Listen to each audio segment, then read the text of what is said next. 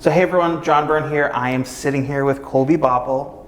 It's a thirsty Thursday. Cheers. We have some sort of drink in our cups right now, our Radius Financial Group cups.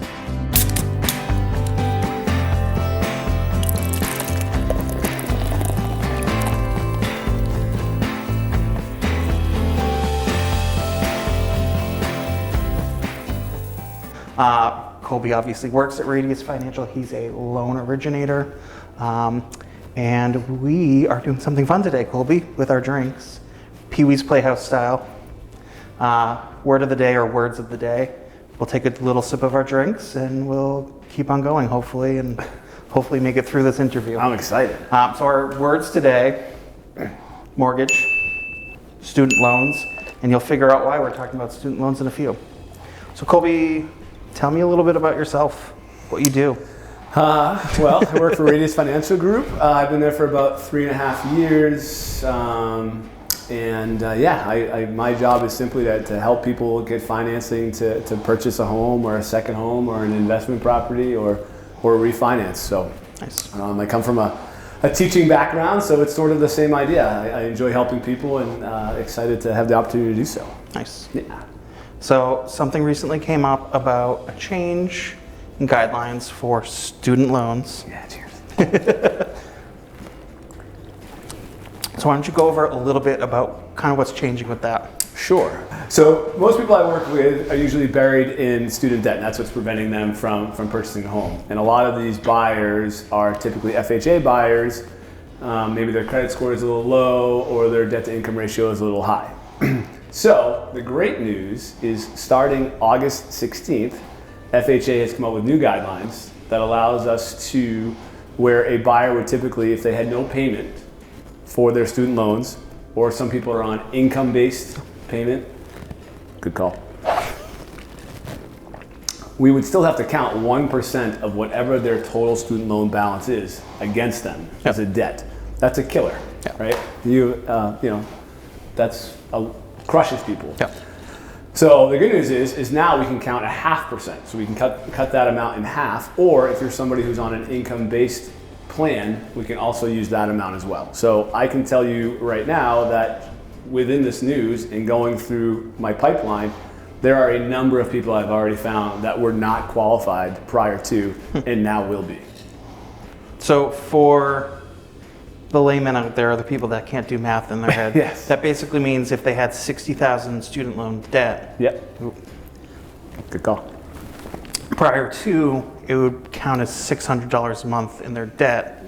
And now with this new program starting in August, it's now going to be $300. 300. That's huge. Huge. Gigantic. Yeah. Especially for people trying to get a mortgage.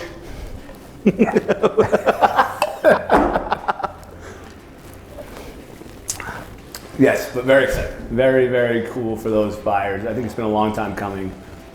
So it's very exciting for those people that, student loans, we all have them or had them. And unfortunately, they can be a killer. I can't even drink this.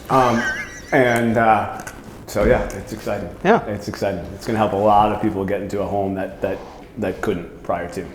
So, Colby, this market's crazy. Crazy. People are getting outbid left and right, and people are offering their firstborn to get a house right now.